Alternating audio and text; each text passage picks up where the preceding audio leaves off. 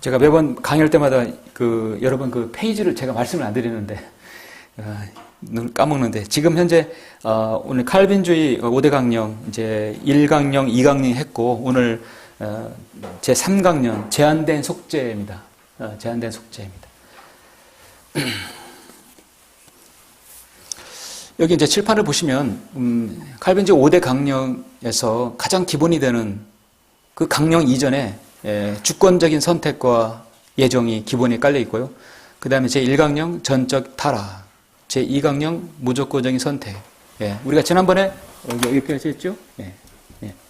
그 다음에 3강령 오늘 거, 그 다음에 4강령은 제한된 속죄, 또 저항할 수 없는 은혜. 이 5강령은 이제 다음 주에 마무리해서 모두 끝나기로 합니다. 오늘 제한된 속죄와 저항할 수 없는 은혜 두 가지를 이제 보기로 하겠습니다. 잠깐 좀 이제 이렇게 지난번에 본 것을 한번 되짚어 본다면 전적 타락 제1강령이죠.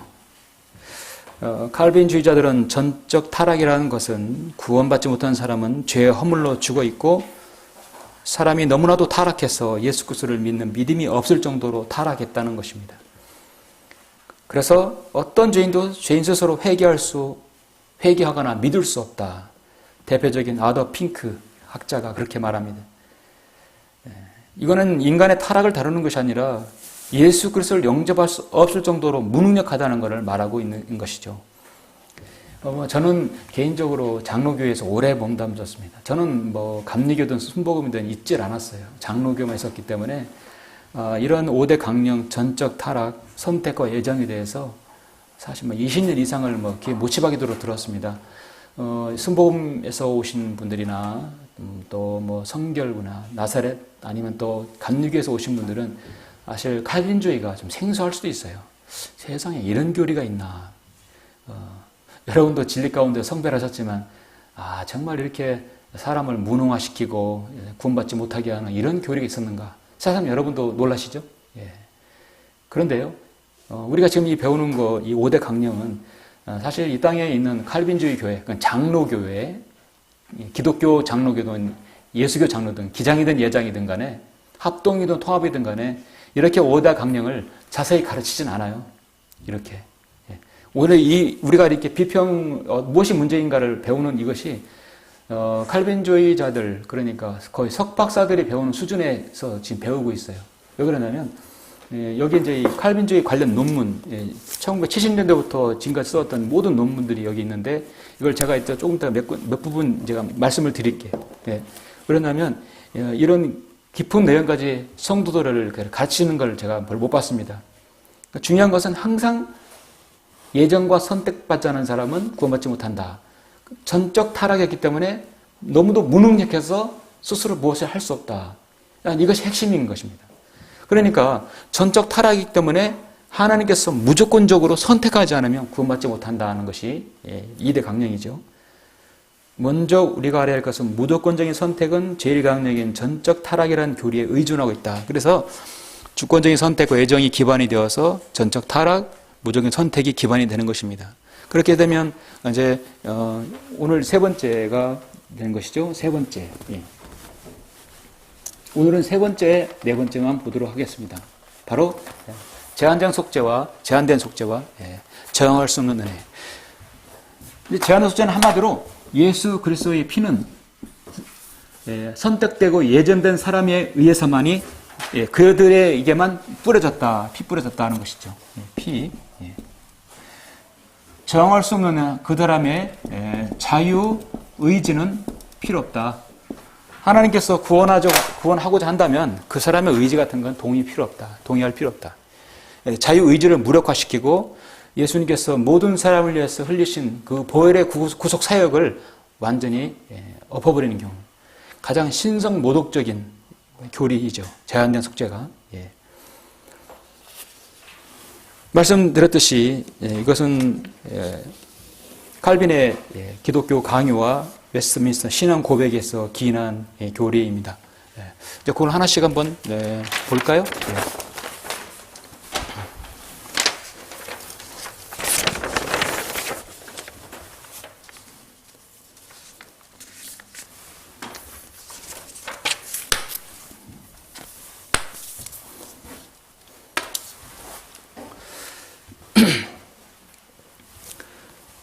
이제 예수님께서는 그러니까 구원받을 자, 예정된 사람만을 위해서 피를 뿌렸다. 칼빈의 기독교 강요에서 요한일서 2장 2절에 대한 칼빈의 주석을 보면 이렇게 말합니다. 그의 구원의 약속을 선택된 자들에게 특별히 보내신다. 선택된 자들에게 보내신다. 이거는 창서 이전에 하나님의 절대 주권에 의해서, 하나님의 절대 주권에 의해서 뿌려졌다는 거죠. 하나님 절대 주권에 의해서 그 사람은 선택되었다.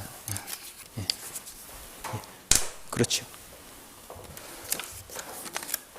그래서 그 선택된 사람은 지옥이 안 가고 하늘나라를 간다는 것이죠. 그 개개인을 위해서만 보존되어 있다고 하는 구원의 교리는 모든 사람에게 적용될 때는 유익한 것이라고 말할 때 그것은 선택된 자들에게만 제한다는 것이 틀림없다. 그러니까 선택된 자들에게만 예수님의 보혈이, 선택하고 구원받은 자들에게만 예수님의 보혈이 해당된다는 것이죠. 선택된 자들에게만 제한되는 것이 틀림없다. 그리스도께서 온 세상을 위하여 충분하나 선택된 자들에게만 유효하게 고난당하셨다. 성경에서 어디에서 이런 말이 나오나요? 이따 우리 이제 잠시 후에 확인하겠지만 그런 말씀 한 번도 제시하지 않습니다. 온 세상을 위하여 충분하나 선택된 자들에게만 유효하게 고난당하셨다. 웨스트민스터 신앙 고백에서 보면은 주 예수께서는 하나님께 완전히 순종하셨고 또한 영원하신 성령으로 말미암아 자기를 하나님께 희생제물로 단번에 바치셨다. 그는 이렇게 하심으로 성부의 공의를 충분히 만족시켰었으며 하나님과 그 백성의 화목을 이루셨을 뿐만 아니라 그에게 주신 모든 백성을 위하여 천국의 영원한 기업도 얻으셨다. 예수님의 보혈의 공로를 제한시키는 것이야말로 정말 신성모독적인 교리가 바로 제한적인 속죄입니다. 제가 깜빡 잊었는데요. 오늘 핵심이 되는 로마서 5장 6절 8절 한번 보시죠. 이것 때문에 이제 오늘 핵심적인 구절이 로마서 5장 6, 7, 8절입니다.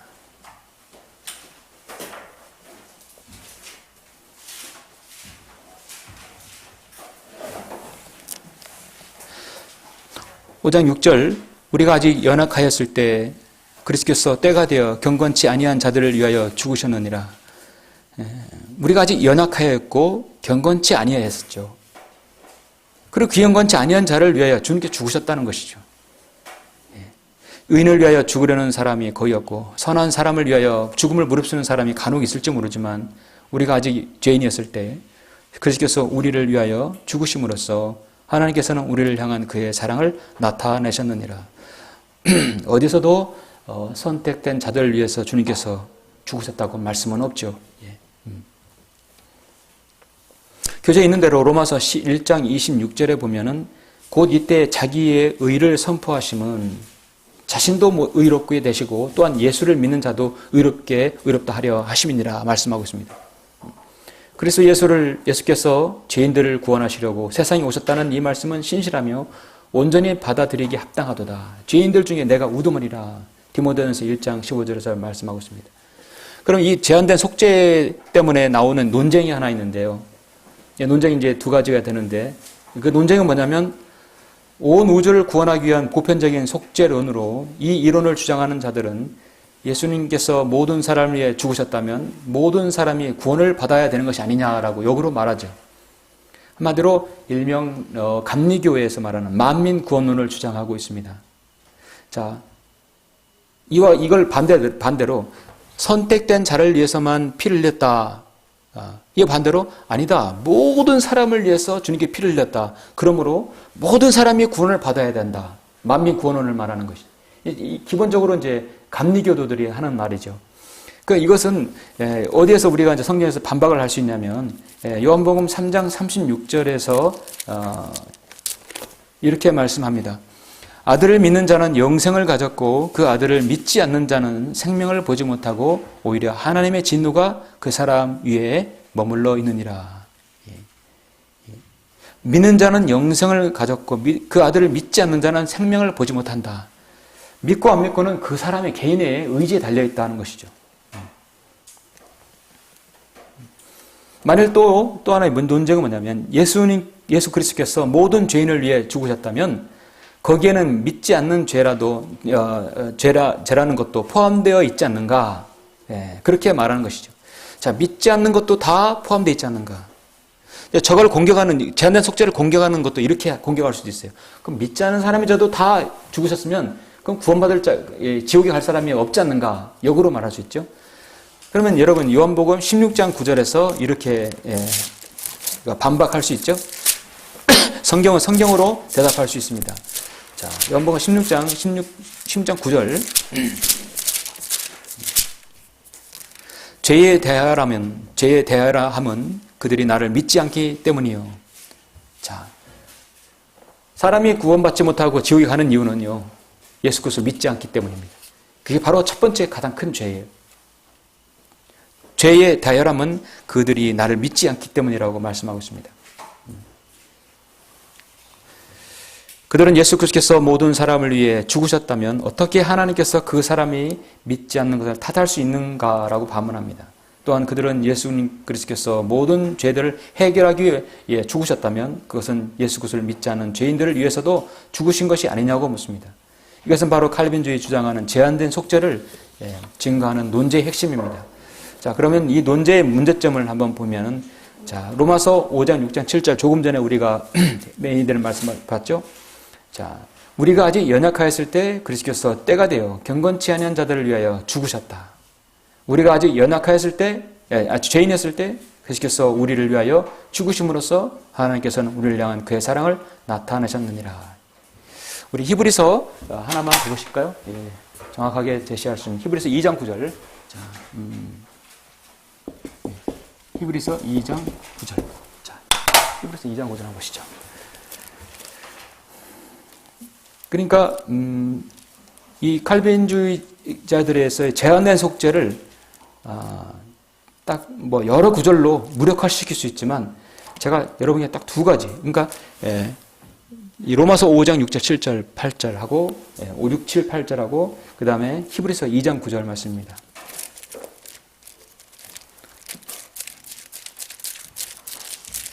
2장 9절. 그러나 우리가 죽음의 고난 때문에 천사들보다 조금 낮아지신 예수를 보니 영광과 존귀로 관을 쓰셨도다. 이는 하나님의 은혜로 말미암아 모든 사람을 위하여 죽음을 맛보기 위함이더라. 모든 사람을 위하여 죽음을 맛보기 위함이라. 모든 사람을 위하여, 선택된 사람만을 위해가 아니라 모든 사람을 위하여. 그렇죠? 자, 여러분, 예수 그리스도의 죽으심과 속죄 사역, 구속 사역은 지금 여러분의 개인적인 구원과 직접 관련되어 있습니다. 하나님께서 어떤 선택과 예정에 관련되어 있는 것이 아니라 여러분의 의지로 믿느냐 안 믿느냐 달려 있어요. 자, 여러분에게 어떤 것이 기회가 주어졌을 때 여러분이 그 기회를 잡고 안 잡고는 여러분의 마음에 달려 있죠. 여러분 의지에 달려 있어요. 여러분에게 예수 그리스도의 복음이 들어왔을 때 여러분은 그 복음을 믿고 받아들였어요. 여러분의 선택이 결정되어졌죠.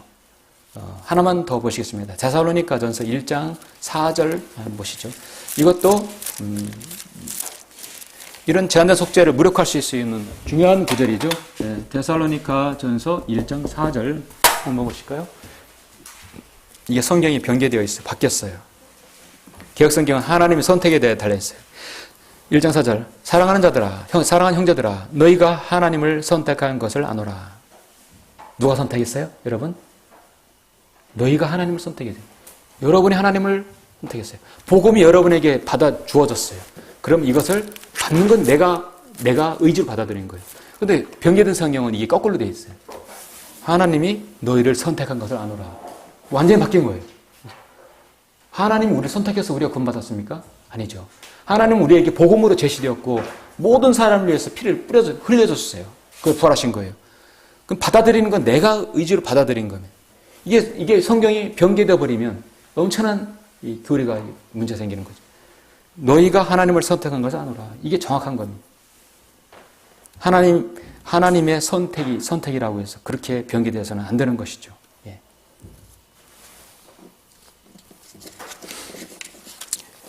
이처럼 여러분 제한된 속죄는 그렇게 예수 그리스도의 구속의 사역을 한 사람에게 또 선택된 사람에게 제한시키는 것이다.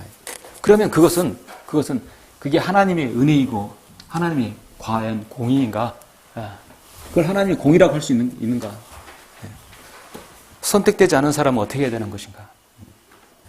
제가 이제 칼빈에 관련된 논문을 보면은 이 논문이 엄청나게 많은 분량인데 이게 옛날에 논문은 다 한문으로 다 적었어요. 근데 밑에 음도 적지 않고. 그래서 이제 제가 신학을 할 때 이제 그때 사서 이제 본 것이 중에 있는데, 여기 이제 앞에 보면은 제가 우리 한국의 칼빈주의를 전파시키는 사람, 박형룡, 신윤선, 또 신보균, 이런 사람들이 지금 여기 대표적인 학자, 조직신학학자, 칼빈주의 5대 강령의 역사적 배경이란 신보균이라는 사람이 지금 논문을 적었어요. 논문에서 여기 뭐라고 했냐면, 이제 인간의 전적 타락에 대해서 이렇게 말하고 있습니다. 이제 인간의 전적 타락에 대해서는, 인간은 타락한 까닭에 자신의 힘으로 복음을 믿어 구원을 얻을 수 없다. 이렇게 나와 있어요. 이런 사람이 130년 동안 칼빈주의가 이 땅에 계속 뿌리 깊이 내려온 거예요. 죄인은 하나님의 일에 대하여 죽은 자요 소경이며 기머거리다. 그의 마음은 거짓으로 가득 차 있으며 부패하되 절망적이다. 그의 의지는 자유하지 못하며 또한 악한 본성의 노예가 되어 있기 때문에 영적인 영성에서 악을 떠나 선을 택하지 않을 것이며 사실상 선을 택할 수도 없다. 그렇게 전체 타락에 섰겠지 이렇게 말하고 있습니다. 그 다음에 이제 무조건적인 선택에 대해서 뭐라고 말하냐면, 창세전에 하나님께서 어떤 개인을 구원하고자 선택하신 것은 전적으로 하나님 자신의 주권적인 의지로 하신 것이다. 하나님이 어떤 특정한 죄인들을 선택한 것은 믿음이나 회개 같은 예지된 반응 혹은 순종을 기초로 한 것이 아니다. 전혀 비성경적인 것이죠. 그 다음에 이 신봉이라는 사람이 또 예정에 대해서 이렇게 논문을 적었는데, 성서의 증거라고 해가지고 지금 예정에 대해서 이렇게 말하고 있어요. 심지어는 인간의 범죄도 하나님의 계획 속에 내포되어 있다. 인간의 모든 범죄도. 그러니까 결국 제가 오전에 말씀드린 대로 인간의 모든 운명과 사주팔자가 정해져 있다 이거죠. 거역할 수 없다는 거예요. 내가 너 창세전에 선택했으면 그건 그 사람 구원받은 것이다. 의지와 관계없이 구원받은 것이다. 그 사람을 위해서 예수님께서 피를 흘렸었다 이런 거죠. 그 다음에 이제 우리가 다음 볼 때 저항할 수 없는 은혜. 다음 이제 기막힌 여기 논문이 하나 나와 있어요. 잠시 제가 읽어드리기로 하고요. 자, 여기 교재를 보시면 제 4강 그 다음에 4강 보시면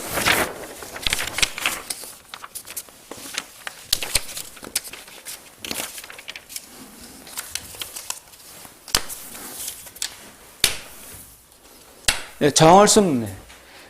선택된 자를 위해서 피 흘렸으니까 너는 꼼짝없어. 너는 무조건 네 의지도 필요 없어. 너 그냥 너 은혜 받아야 돼. 여러분, 은혜가 내 마음을 닫았는데 은혜가 되나요? 안 되는 거죠. 은혜라는 건 뭡니까? 내 마음에 내가 문을 스스로 열어야 되는 건데, 하나님께서 강제적으로 저항할 수 없이 그냥 은혜를 퍼부어준다는 것이죠. 그런 것 성경이 없죠. 칼빈주자들의 주장에 따르면 실제로 인간이 구원을 받을 때 적용되는 것은 저항할 수 없는 은혜라고 말한다. 결국 강권적인 은혜. 강권하여 역사하여 주옵소서 그런 기도 많이 하잖아요. 그런 기도는 성경적이지 않죠. 하나는 정할 수 없는 은혜를 함부로 인간의 마음을 닫았는데 막 밀어서 넣을 수 없는 것입니다. 하나님께서는 죄인의 의지를 강제로 이끌어서 구원받게 한다는 것인데 이건 비성경적입니다. 칼빈의 기독교 강요에서 보면 이 제2권 4장 7절에 보면은 이렇게 말합니다. 사람이 선행을 할 수 있으려면 자유의지만으로는 불충분하고, 이 불충분합니까? 여러분 오시는 것에 있어서 여러분 의지로 오셨잖아요. 선행하는 게 왜 자유의지만 불충분합니까? 자유의지로 충분히 실행할 수 있는 거죠. 은총으로 택함을 받은 사람들만이 중생을 통하여 받은 특별 은총의 도움을 받아야 한다는 것을 부정할 수 없는 것이다. 맞다는 것이죠. 모든 경우에 하나님이 우리의 자유를 지배하신다. 그런 의지들도 하나님의 권능 안에서 권능 안에 있어서 하나님이 원하시는 때 원하시는 곳으로 기울어지게 하신다. 혹은 은혜를 혹은 벌을 주시려고, 그리고 참으로 가장 비밀한 그러나 가장 공정한 판단에 의해서 기울이시는 것이다. 웨스트민스터 신앙고백에서도 뭐 다 똑같습니다. 그것은 일반적으로 은혜의 언약이라고 하는데, 영생을 얻기로 예정된 자들에게 성령을 주셔서 그들로 하여금 자원하여 믿도록 해주신 것이다. 하나님께서는 영생을 주시기로 예정한 사람들에게 그 기쁨이신 뜻으로 그들을 부르시되 다음과 같이 하신다. 그들의 돌같은 마음을 제하시고 살같은 부드러운 마음을 주시며 그들의 의지를 새롭게 하셔서 전능하신 능력에 의하여 그들을 선한 방향으로 정착시키며 또한 효과적으로 그들을 이끌어 예수 그리스도에게 나오게 하신다. 그들은 그 은혜에 의하여 자원하여 가장 자유롭게 나오게 한다. 효과적인 부르심은 하나님의 거저주시는 특수 은총으로 되는 것이다. 인간편에서도 성령에 의하여 소생되고 새롭게 되어 그 부르심에 응답되어 그 전달된 은혜를 받는 데 이르기까지 전적으로 피동적일 뿐이다. 피동적이다. 여러분, 믿음은 능동적입니까? 피동적입니까? 여러분 뒤에 뭐 태엽 따라가지고 다 프로그램에서 다 감아놓고 우리 믿음 생활에 그런 믿음 생활입니까? 예, 그렇지 않죠? 제 10장 2절에 나옵니다. 믿음은 능동적인 것이죠. 섬김도 능동적인 것이죠. 여기 이제 이 논문에 보면은, 이 논문을 앞선 논문의 제목을 보니까 칼빈 신학에 있어서의 예정 사상의 의의, 김태연이라는 사람이 논문을 썼는데, 이제 이 정할 수 없는 은혜에 대해서 이렇게 인간의 자유의지에 대해서 이렇게 말하고 있어요. 자, 이제 뭐라고 썼냐면, 이때는 또 하나님도 아니고 하느님이라고도 해놨네요. 어쨌든 그대로 읽을게요. 하느님은 그 은총에 의하여 영원히 파멸할 인간을 구원으로 예정하신 것이다. 은총에 의하여 구원으로 예정을 받은 사람은 하나님의 무대상의 은총에 감사할 것이다. 그리고 이 선택에서 빠진 사람도 즐거워하면서 지옥으로 갈 것이다. 그렇게 나왔어요. 선택되지 않고 유기된 사람, 버림받은 사람은 그냥 즐거워하면서 지옥으로 가야 한다고 하는 거예요. 성경에 그런 게 어디 있습니까? 선택받은 사람은 한없이 그 은혜에 의하여 정할 수 없는 은혜로 그냥 받아들여야 되는 것이고, 구원받지 않은 사람은 즐거워하면서 나는 버림받았으니까 하나님의 뜻 가운데 난 유기됐으니까 지옥으로 가야 한다는 것입니까? 이렇게 기록되어 있어요. 그들의 논문에. 사실 오늘날 칼빈 신학자들은 지금 요즘 신학자들 이런 논문이 있는지도 모르지요. 이런 사람들 때문에 자유의지가 무력화되는 것입니다. 오전 말씀드린 대로 모슬렘들이 자기 멋대로 행하고 인샬라 하고 그것이 다시 알라의 뜻이라고 말하는 것과 모든 이루어진 일이 자신의 게으름과 나태함과 죄악으로 인한 일도 이것도 하나님께서 예정하신 일이라고 지배 뿌리는 거하고 뭐가 다릅니까? 동일하죠? 여기 지금 요한복음 5장 40절에 23장 37절에서 예수님께서 그들에게 구주로 오셨지만 왕으로 오셨지만 그들이 지금 어땠습니까? 거절했죠. 정확하게 우리 주님께서 그 부분을 질타하시는 것이죠. 직접 찾아볼게요. 마태복음 23장 37절. 그래서 마태복음 23장 37절.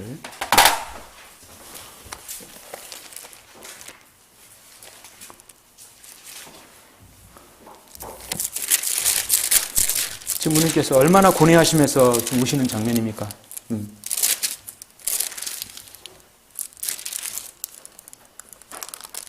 오 예루살렘아 예루살렘아 선지자들을 죽이며 너에게 보낸 사람들을 돌로 치는 자야. 마치 암탉이 자기의 병아리들을 날개 아래 모으듯이 내가 얼마나 자주 내 자녀들을 모으려고 하였더냐. 그러나 너희가 원치 아니하도다. 너희가 원치 아니하도다. 너희 스스로 그를 거절했다는 얘기예요. 오늘날 죄인이 구원받지 못하는 이유가 하나님께서 그 사람을 버리셨기 때문에, 유기했기 때문에, 선택받지 않았기 때문에 구원받는 게 아니라 그 사람이 원치 아니하였기 때문에.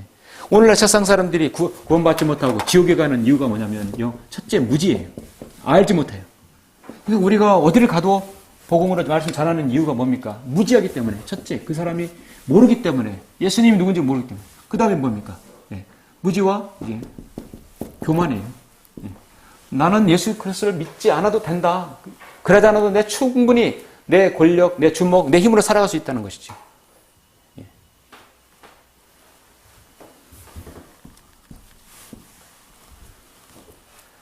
무지하고 교만하고 그 다음에 어리석음이죠. 네. 그렇죠. 어리석음.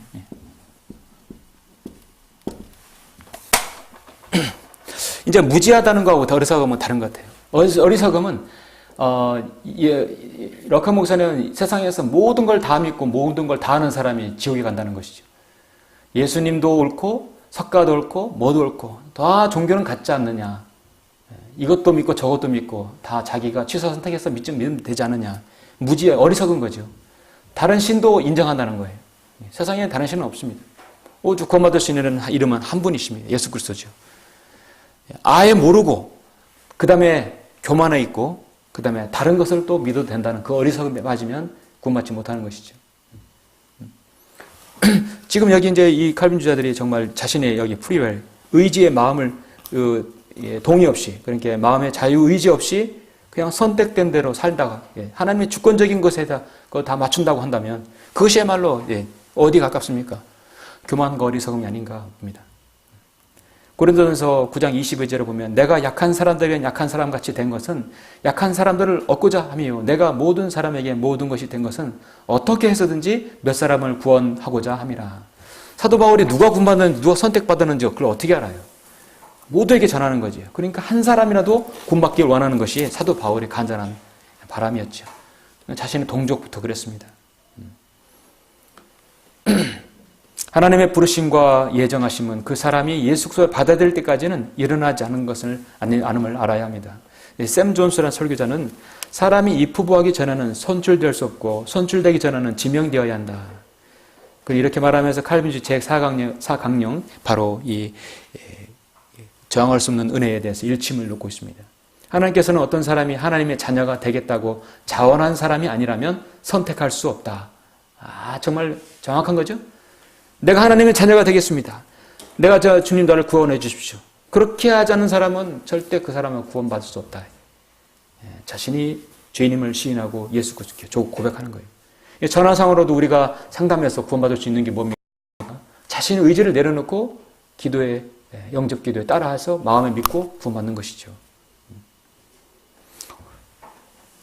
로마서 오늘 4장 4절 5절 읽고 오늘 본문을 강의를 마치죠. 여러분 4장 4절 5절 보시면 이제 일하는 사람에게는 그 보수가 은혜로 여겨지지 않고 빛으로 여겨지지만 행함이 없어도 불경건한 자를 의롭다 하시는 그분을 믿는 사람에게는 그의 믿음이 의로 여겨지느니라. 그렇죠? 자, 여겨졌어요. 그리고 5장 9절에 보니까 그러므로 이제 그의 피로 의롭게 되었으니 아브라함처럼 창세기 15장에서 의롭게 여겨졌고 22장에서 의롭게 되는 과정이 필요하지 않고 이 시대에 구원받는 것은 예수 그리스도의 피로 단번에 의롭게 된 것입니다. 그러므로 이제 그의 피로 의롭게 되었으니 더욱더 우리가 그를 통하여 진노로부터 구원받게 되리라. 자, 이것처럼 확실한 말씀이 어디 있습니까? 그래서 여러분 칼빈주의 교리가 그토록 한 인간의 자유의지를 철저히 파괴하고 말살시켜버립니다. 뿐만 아니라 예수 그리스도의 그 구속사역에 그 사역을 선택된 자들에게 제한시키는 것은 정말 사악한 교리죠. 이렇게 하고 이제 마지막 성도의 견인과 칼빈주의 마무리는 다음 시간에 마무리하도록 하겠습니다.